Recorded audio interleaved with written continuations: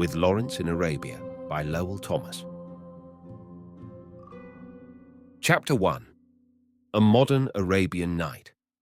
One day, not long after Allenby had captured Jerusalem, I happened to be in front of a bazaar stall on Christian Street, remonstrating with a fat old Turkish shopkeeper who was attempting to relieve me of 20 piastres for a handful of dates. My attention was suddenly drawn to a group of Arabs walking in the direction of the Damascus Gate. The fact that they were Arabs was not what caused me to drop my tirade against the high cost of dates, for Palestine, as all men know, is inhabited by a far greater number of Arabs than Jews. My curiosity was excited by a single Bedouin who stood out in sharp relief from all his companions. He was wearing an eagle, kufi, and aba, such as are worn only by Near Eastern potentates. In his belt was fastened the short, curved sword of a prince of Mecca, insignia worn by descendants of the Prophet. Christian Street is one of the most picturesque and kaleidoscopic thoroughfares in the Near East. Russian Jews, with their corkscrew curls, Greek priests in tall black hats and flowing robes, fierce desert nomads in goatskin coats reminiscent of the days of Abraham, Turks in balloon-like trousers, Arab merchants lending a brilliant note with their gay turbans and gowns, all rub elbows in that narrow lane of bazaars, shops and coffee houses that leads to the Church of the Holy Sepulchre. Jerusalem is not a melting pot. It is an uncompromising meeting place of East and West. Here are accentuated, as if sharply outlined in black and white by the desert sun, the racial peculiarities of Christian, Jewish, and Mohammedan peoples. A stranger must, indeed, have something extraordinary about him to attract attention in the streets of the holy city. But as this young Bedouin passed by in his magnificent royal robes, the crowds in front of the bazaars turned to look at him. It was not merely his costume, nor yet the dignity with which he carried his 5'3", marking him every inch a king, or perhaps a caliph in disguise who had stepped out of the pages of the Arabian Nights.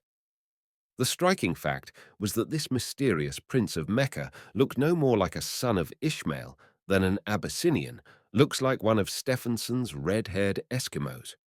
Bedouins, although of the Caucasian race, have had their skins scorched by the relentless desert sun until their complexions are the color of lava.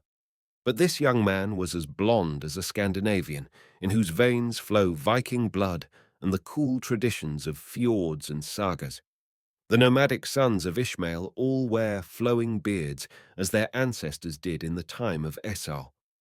This youth, with the curved gold sword, was clean-shaven.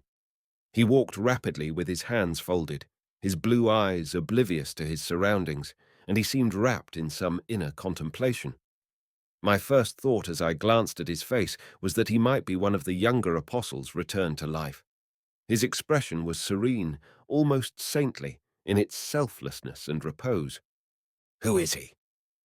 I turned eagerly to the Turk profiteer, who could only manipulate a little tourist English. He merely shrugged his shoulders.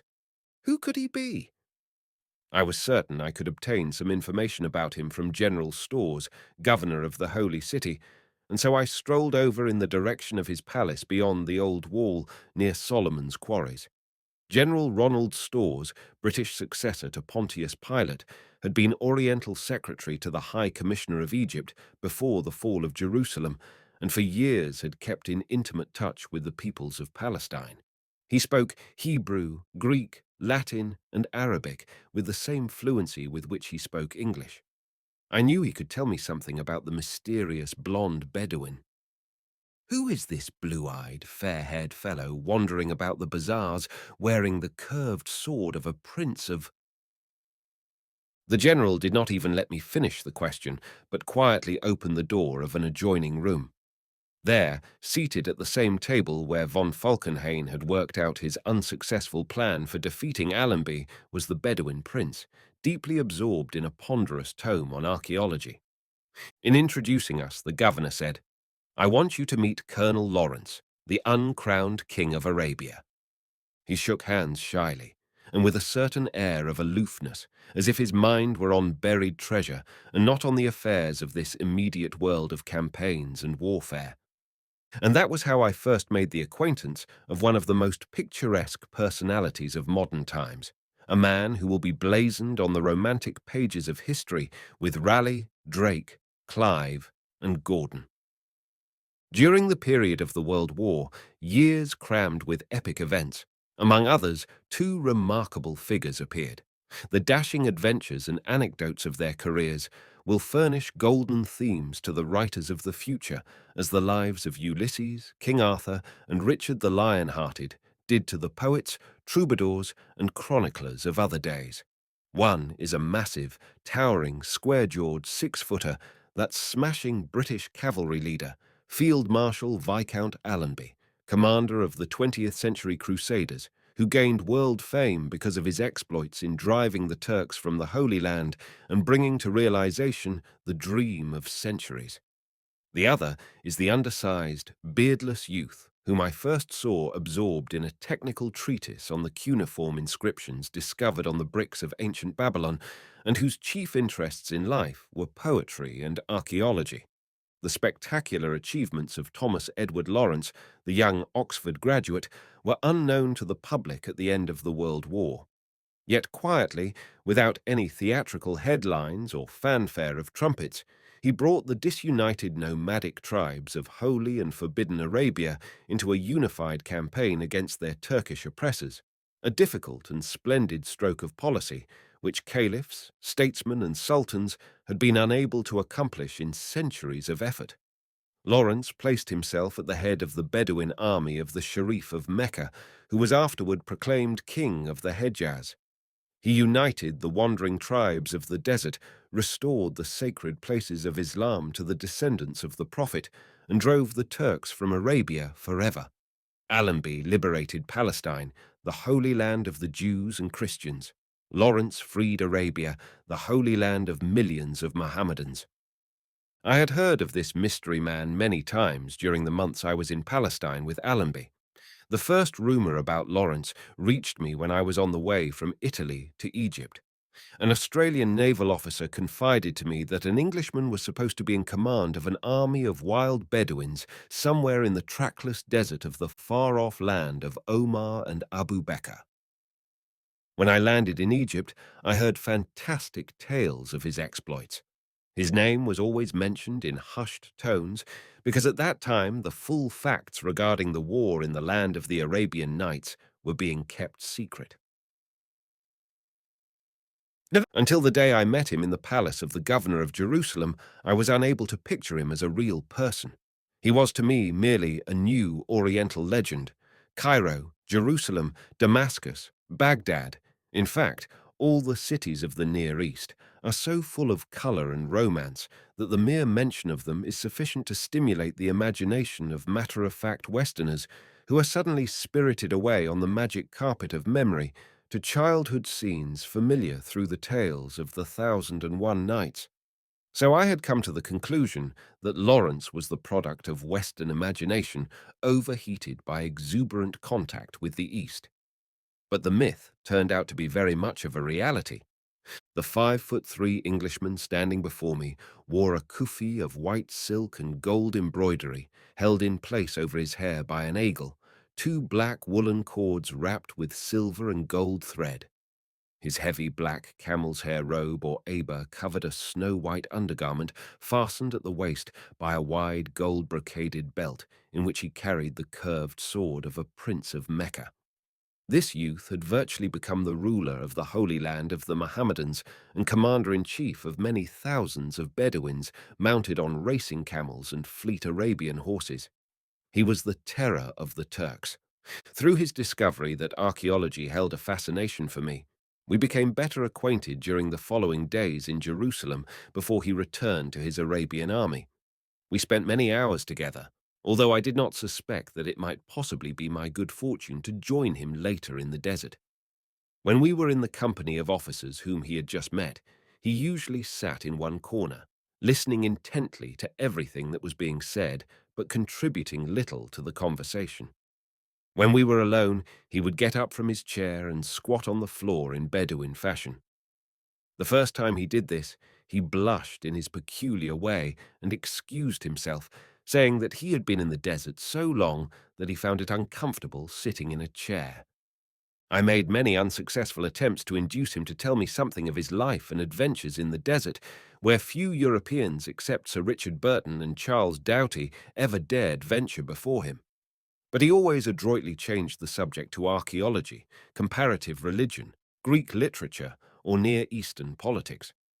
Even concerning his connection with the Arabian army, he would say nothing, except to give the credit for everything that happened in the Desert Campaign to the Arab leaders, or to Newcomb, Joyce, Cornwallis, Dorney, Marshall, Stirling, Hornby, and his other British associates.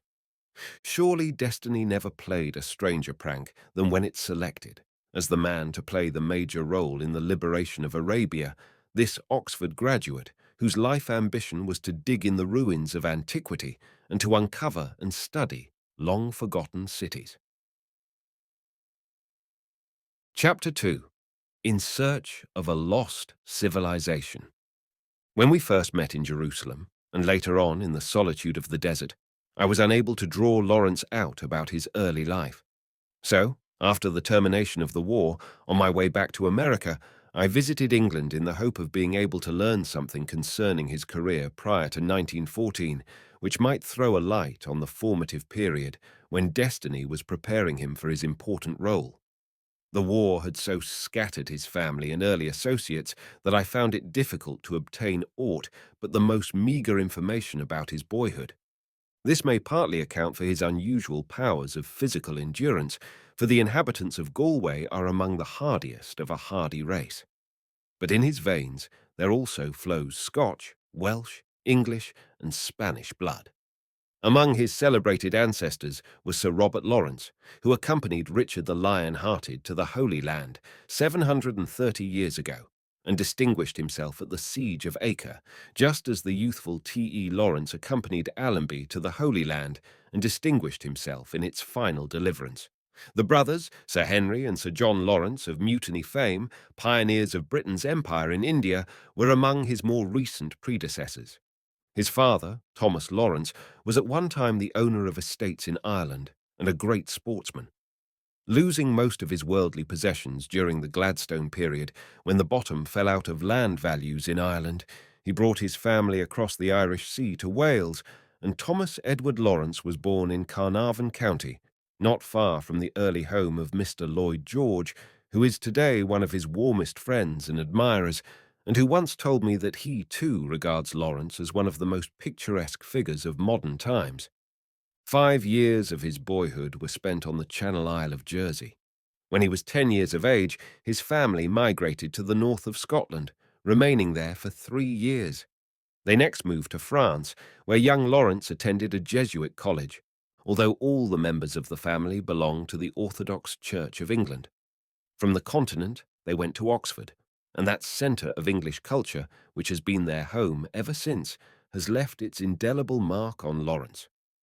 There Ned, as his boyhood companions called him, attended Oxford High School and studied under a tutor preparatory to entering the university. One of his school chums relates that although not a star athlete, he had a daring spirit and was filled with the love of adventure.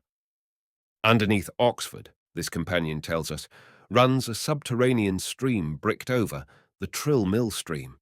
Ned Lawrence and another boy, carrying lights and often lying flat to scrape through the narrow culverts, navigated the whole of that underground water passage. Oxford is a great boating centre.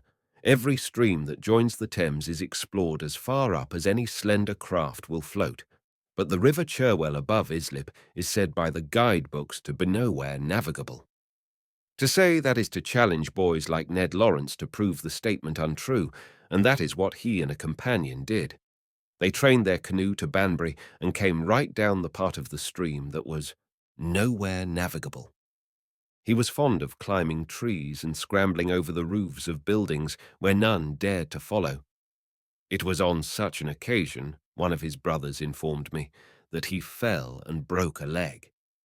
His relatives attribute his smallness of stature to that accident. He seems never to have grown since. All his life he has been as irregular in his ways as the wild tribesmen of the Arabian desert. Although he completed the required 4 years' work for his bachelor's degree in 3 years, he never attended a single lecture at Oxford, so far as I've been able to discover. He occasionally worked with tutors, but he spent most of his time wandering about England on foot or reading medieval literature. In order to be alone, he frequently slept by day and then read all night. He was entirely opposed to any set system of education. The aged professor who angrily admonished Samuel Johnson when a student at Oxford, "Young man, ply your book diligently now and acquire a stock of knowledge," would have been equally displeased with young Lawerence. The idea of obtaining a university education in order to take up a conventional occupation did not please him at all. His unconscious credo from earliest youth, like Robert Louis Stevenson's, seems to have been that pleasures are more beneficial than duties, because like the quality of mercy, they are not strained, and they are twice blessed. As a part of his early reading, he made an exhaustive study of military writers, from the wars of Sennacherib, Thotmès, and Ramesses, down to Napoleon, Wellington, Stonewall Jackson, and von Moltke. But this he did voluntarily, and not as a part of any required work. Among his favorite books was Marshal Foch's Principe de Guerre, but he remarked to me on one occasion in Arabia that his study of Caesar and Xenophon had been of more value to him in his desert campaign, because in the irregular war which he conducted against the Turks, he found it necessary to adopt tactics directly opposed to those advocated by the great French strategist. As the subject for his Oxford thesis, Lawerence chose the military architecture of the Crusades, and so absorbed did he become in this work that he urged his parents to allow him to visit the Near East, so that he might gain first-hand knowledge of the architectural efforts of the early knights of Christendom. In this, he was encouraged by the distinguished Oxford scholar and authority on Arabia, Dr. David George Hogarth, curator of the Ashmolean Museum, a man who has had an important influence over his entire life down to the present day, and who even came out to Egypt during the war and acted as his intimate counselor during the Arabian campaign. Lawrence's mother was reluctant to have him leave home, but after many weeks of pleading, gave her consent to his visiting Syria as a Cook's tourist and allowed him £200 for the trip. His family was certain that he would return home after a few weeks, satisfied to settle down for the rest of his days and ready to forget the heat, the smells, and the inconveniences of life in the Orient. But on reaching the Near East, he scorned tourists, comforts, and the beaten track. He entered Syria at Beirut, and shortly after landing, adopted native costume and set out barefoot for the interior. Instead of traveling as a tourist, he wandered off alone, along the fringe of the great Arabian desert, and amused himself studying the manners and customs of the mosaic of peoples who dwell in the ancient corridor between Mesopotamia and the Nile Valley. 2 years later, when he finally returned to Oxford to hand in his thesis and receive his degree, he still had £100 left. Since the war, Major Montague Lawerence has taken up work as a medical missionary in China, far up on the Tibetan frontier. Their mother has also gone to this remote corner of Central Asia, while her youngest son is roaming around the museums of the world on a travelling fellowship from Oxford, studying the sculpture of the period of the decadence of Grecian art. Several years before the war, an expedition from Oxford, headed by Lawrence's friend Hogarth, the great antiquarian and archaeologist, began excavating in the Euphrates Valley, hoping to uncover traces of that little-known ancient race, the Hittites. Because of his intimate knowledge of their language and his sympathetic understanding of their customs, Lawerence was placed in charge of the digging gangs of unruly Kurds, Turkomans, Armenians, and Arabs. This expedition eventually succeeded in uncovering Carchemish, the ancient capital of the Hittite Empire, and there, amid the ruins of that long-forgotten city, Lawerence amused himself studying inscriptions on pottery and joining up the various stages of Hittite civilization. He and his associate, C. Leonard Woolley, director of the expedition, actually uncovered ruins which proved to be the missing link between the civilizations of Nineveh and Babylon and the beginnings of Greek culture in the islands of the Mediterranean, which extend back for 5,000 years. The Ashmolean Museum at Oxford contains many exhibits presented by T. E. Lawrence before he was 20 years of age. An American traveler and director of missions in the Near East happened to visit the camp of these lonely excavators. He gives us a vivid picture of his visit and an indication of how Lawrence received the training, which enabled him to gain such an amazing hold over the desert tribes when the Great War overtook him. It was in 1913, says Mr. Luther R. Fowle. Easter vacation at the American College in Aintab had given us the opportunity to make the 3 days trip by wagon to Kurfa, the ancient Edessa. After Kurfa, we had visited Haran, a few miles to the south, whither Abraham migrated from Ur of the Chaldees. Our return trip to Aintab was by the road farther to the south, which brought us to the Euphrates River at Jarablus, over which the Germans were building their great railway bridge, an essential link in the Berlin to Baghdad dream.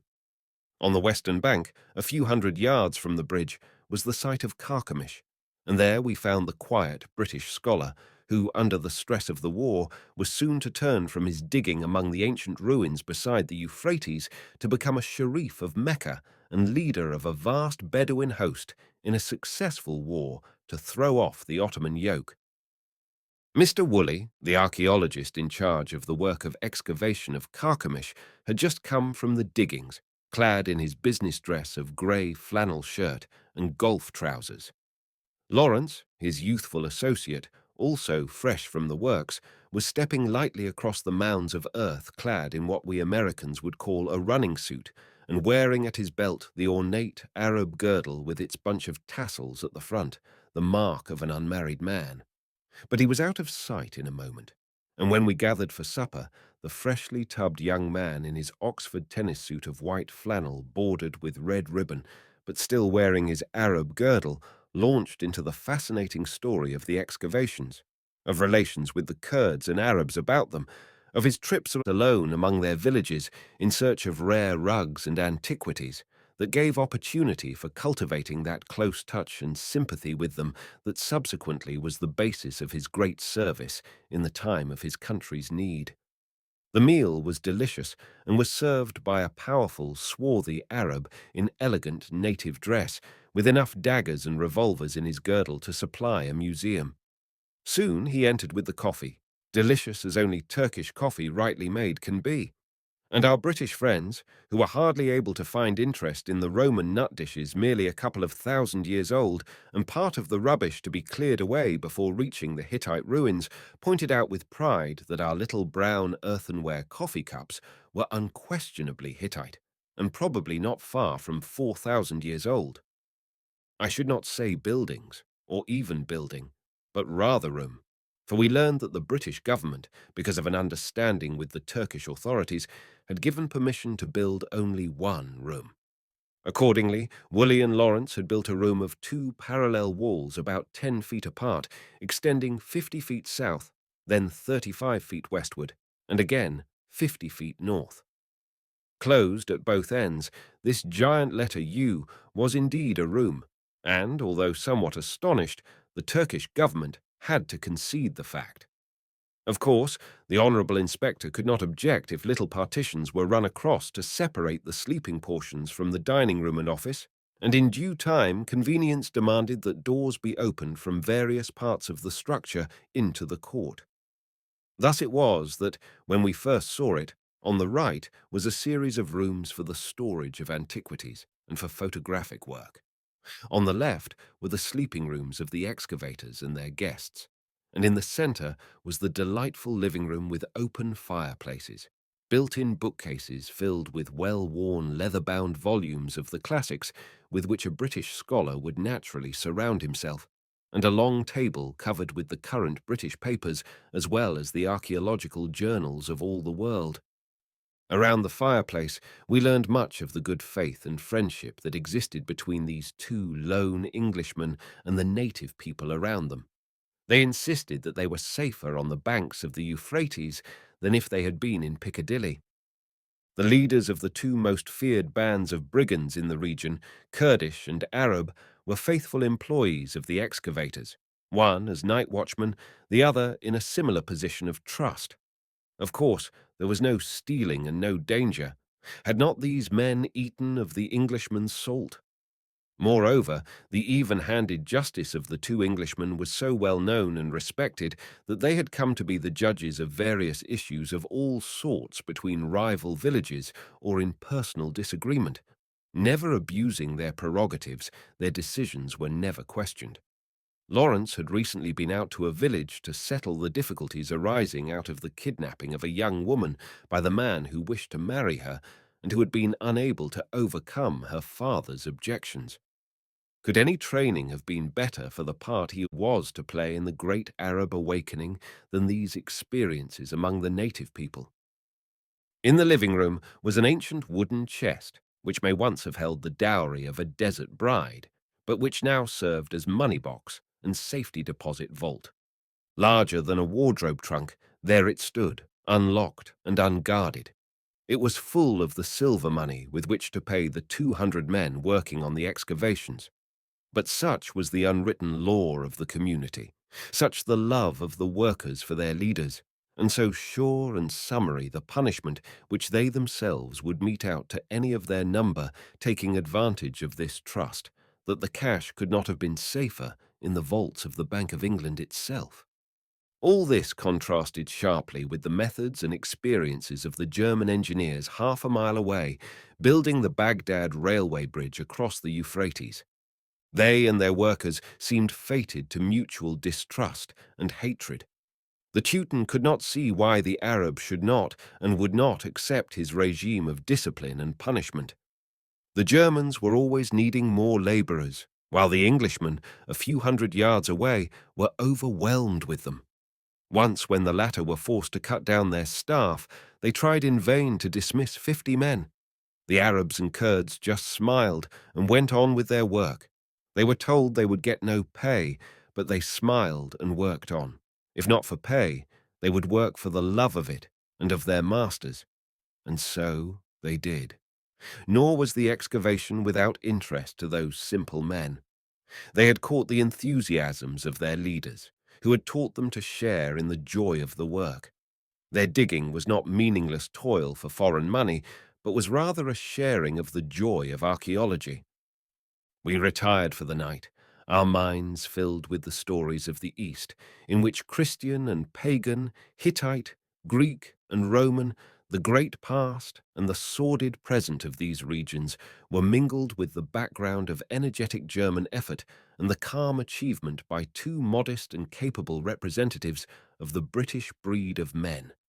We slept long and well on the familiar folding cots in our clean, mud-walled room, nor were our slumbers troubled by our bed covers, Damascus yorgans of cloth of gold, upon which a rare arabesque on its background of dull red invited the eye to journeys without end. These ancient covers were some of Lawerence's treasures, brought back from his frequent trips to the Arab villages, when for weeks his whereabouts were unknown. It was during these journeys that he, in native garb, joined in the conversation of the village elders on the shady side of a tent, or came to understand and admire the Arab in quiet intercourse before an open fire, where, sitting cross-legged on the floor, when the coffee had been made and silently drunk, one and another spoke. While 40 German engineers were building their bridge, which was to enable them to coerce these people in case they would not obey, one broad-minded, kindly Englishman was unconsciously preparing to become the man who, in the great crisis, was to lead this people, not only to destroy the Teuton dream of conquest, but to break the centuries-old political servitude of the Turk. After breakfast, we were examining the mosaic floor of the dining room, a Roman fragment that these men had taken out whole rather than destroy it in their search for the Hittite antiquities hidden below. But just then word came of excitement at the works. We hurried over to find the Arabs and Kurds closely packed around a large excavation. The Greek foreman was removing the age-old earth about a dark stone several feet square, and by the time Mr. Woolley had reached his side, he had determined which was the real face of the block. With practiced hand, Mr. Woolley began to remove the last crust of soil which covered the treasure underneath. There was no one to command those peasants to go back to their work, for the spiritual fruits of discovery belong to all, to the Englishman no more than to the water boy who left his donkey to find the Euphrates alone, while he joined the breathless group whose eyes were glued on Woolley's jackknife, deftly doing its work. A burst of applause greeted the first appearance of something in relief on the hard rock. It was a hand. No, a corner of a building. A lion. A camel. Guess and conjecture flew about, to be greeted by approval or derision, always followed by quick, tense silence, while the jackknife did its work. Soon, Woolley's trained eye revealed to him that it was a large animal standing in a perfect state of preservation, and that he was uncovering its head. His feint to begin at the other end of the figure was greeted by a babble of protest from his workmen, not yet sure what the figure was. Woolley's quick smile acknowledged the reception of his little joke, and back he went to the spot already uncovered. Soon, head, chest, legs, body came to light, and exponents of various theories, cow, horse, sheep, were still backing their claims in musical gutturals when Woolley's hand returned to the head of the animal, and with a few quick motions lifted off the earth which covered the perfect tracery of a magnificent pair of antlers. Alive with the undying art of 40 centuries, there stood revealed before us a superb stag. Such a discovery was worth a celebration, and unwritten law had ordained the nature of it. For the excavator nodded in response to the Greek's whispered query, and, as he gave the awaited signal, 200 boys from 15 to 65 emptied all the chambers of their revolvers in the air. I wonder what the Germans thought as they heard the volley from their bridge, for, as I found out a few weeks later when I had galloped over for another visit with the Englishman, shots at the German place meant something far different. Today, perspiring as much because of their intense excitement over the discovery of the Hittite stag as from their labours, the Arabs laughingly sat down to smoke the cigarettes which ended these celebrations, while the water boy started wildly in search of his donkey, followed by the vigorous epithets of his thirsty friends, who knew that the full flavour of a cigarette comes only with a drink of cold water. Noon came all too soon, and it was Thursday, the payday. Friday was the Moslem Sabbath, and these Englishmen were too Christian in their relations with their Moslem workers to make them labour on their chosen day. Our drive to Aintab was short, and so we delayed to see the men paid off on Lawerence's assurance that it would be interesting. A table was set in the open court of the room, and Woolley handed out the piastres to the line of workers. That was simple, but the men had learned to bring their discoveries in on paydays, and they received cash rewards for everything turned in. Of course, the result was exceeding care on their part to lose or break no fragment in their work, and in fact, rare discoveries were sent in from all the countryside on these paydays. The excavators would glance at the article offered. One man would receive a 10 piastre bonus for what he brought in, perhaps more to encourage him than because it had any real worth. Another would have a fragment of pottery smilingly returned to him by the judge, while his companions laughed at him for trying to pass off on the alert woolly part of a modern water jar. Never did the Englishman say, "I can pay you nothing for this, but I will keep it just the same." It was either paid for or returned to the owner. Occasionally a gold coin, bright as the Arab's eyes, would reward some happy man. But whether he got the gold or a laugh, never was the decision of his master and friend questioned. As we tinkled across the plain to the rhythm of the bells on the horses' necks, we had food for thought in what we had seen.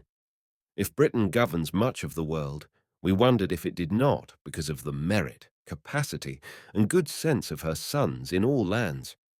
Impressions of this chance visit to Carchemish were deepened by residence in Constantinople throughout the World War, where we watched the German play for the big stake, of which the Euphrates Bridge was but an incident, and the German lost because of the way he went after it. Thomas Lawrence worked another way. His extraordinary achievement was wonderful beyond measure, but it was not a miracle. It was but the outworking of intelligence, imagination, sympathy, character. Robert Louis Stevenson, in an apology for idlers, deplores that many who have plied their book diligently and know all about some branch or other of accepted law come out of the study with an ancient and owl-like demeanour and prove dry, stockish, and dyspeptic in the better and brighter parts of life. But in Lawerence, Stevenson would have found a kindred spirit. Though scholar and scientist, he is neither bookish nor owlish. During the early days of the Arabian Revolution, a Captain Lloyd, now Sir George Lloyd, recent governor of Bombay, was in the desert with him for a short while.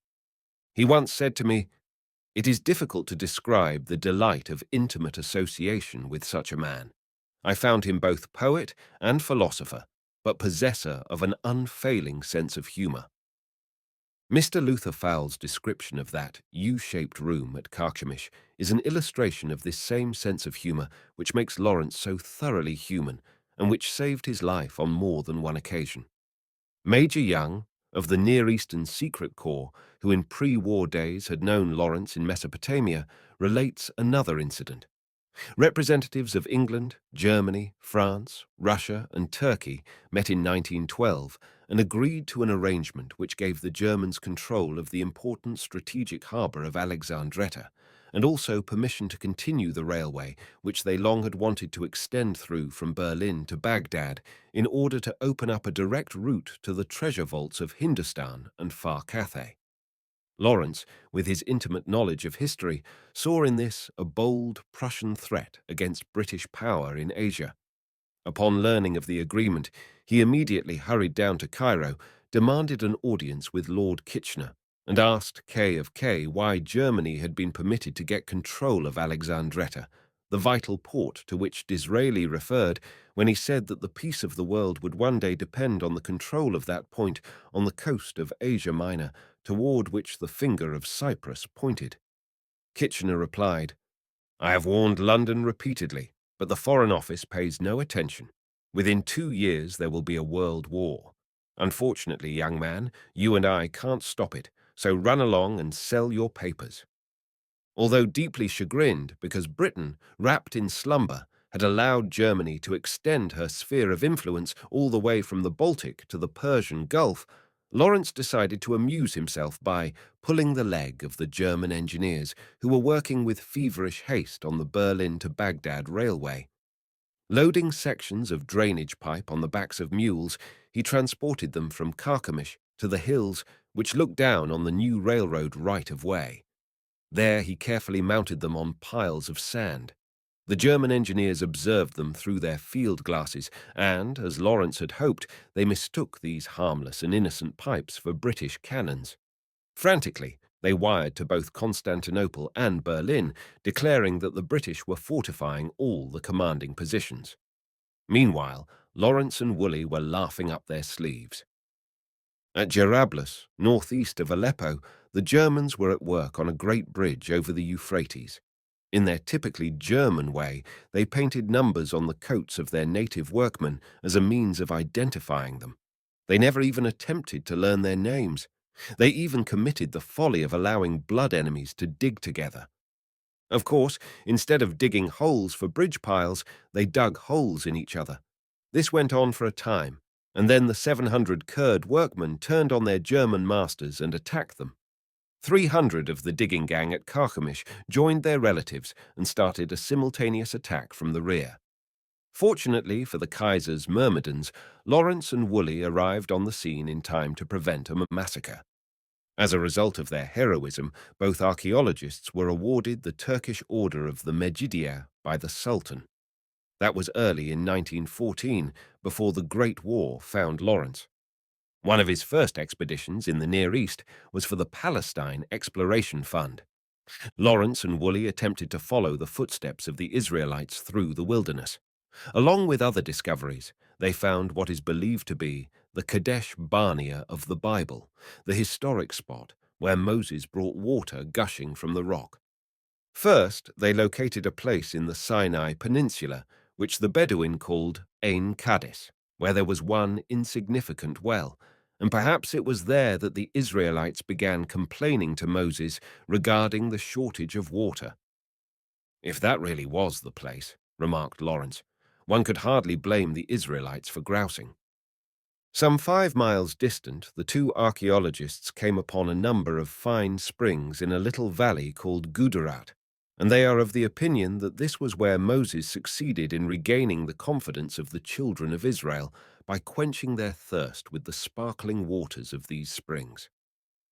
Later on, Woolley and Lawerence wrote a small book concerning this expedition entitled The Wilderness of Sin. In it, they tell of finding traces of a civilization dating back to 2500 BC, the oldest traces of human habitation ever discovered on the Sinai Peninsula. Woolley has written a delightful book published by the Oxford University Press entitled Dead Towns and Living Men, in which he describes the archaeological experiences of Lawerence and himself before the World War. One story throws considerable light on the differences between the methods of these two men in dealing with the natives and the tactics of the Germans at work on the Berlin-Baghdad line. Our houseboy, Ahmed, was coming back one day from shopping in the village and passed a gang of natives working on the railway whose foreman owed him money. Ahmed demanded payment of the debt, the foreman refused, and a wordy wrangle followed. A German engineer on his rounds saw that work was being hindered by an outsider, but instead of just ordering him off, he called up the 2 soldiers of his bodyguard, seized the unfortunate Ahmed, and without any inquiry as to the origin of rights of the dispute, had him soundly flogged. Ahmed returned to the house full of woe, and as I was away, Lawerence went up to the German camp to seek redress. He found Consen and told him that one of his engineers had assaulted our house servant and must accordingly apologize. Consen pooh-poohed the whole affair. When Lawerence showed him that he was in earnest, however, he consented to make inquiries and sent for the engineer in question. After talking to him, he turned angrily on. "Lawerence, I told you the whole thing was a lie," he said. "Herr X never assaulted the man at all. He merely had him flogged." "Well, don't you call that an assault?" asked Lawerence. "Certainly not," replied the German. "You can't use these natives without flogging them. We have men thrashed every day. It's the only method." "We've been here longer than you have," Lawerence retorted, "and have never beaten one of our men yet, and we don't intend to let you start on them. That engineer of yours must come down with me to the village and apologize to Ahmed in public." Consen laughed. "Nonsense," he said, and then, turning his back, "The incident is closed." "On the contrary," replied Lawerence, "if you don't do as I ask, I shall take the matter into my own hands." Consen turned round again. "Which means," he asked, "that I shall take your engineer down to the village and there flog him." "You couldn't, and you daren't do such a thing," cried the scandalized German. But Lawerence pointed out that there was good reason for assuming that he both dared and could, and in the end, the engineer had to make his apology coram publico, to the vast amusement of the villagers. For 7 years, Lawerence wandered up and down the desert, often accompanied by Woolley, but more frequently alone in native garb. At one time, the British Museum sent him on a short expedition to the interior of the island of Sumatra, where he had escapes from headhunters almost as thrilling as his adventures in Arabia. But of these, we could never persuade him to speak. Some day, perhaps, he may tell us of them in his memoirs. I had often wondered why he had chosen Arabia as the field for his archaeological work instead of Egypt, which is the Mecca and Medina for most men who love to dig among the ruins of antiquity. His reply was typical of him. He said, "Egypt has never appealed to me. Most of the important work there has been done, and most Egyptologists today spend too much of their time trying to discover just when the third whisker was painted on the scarab.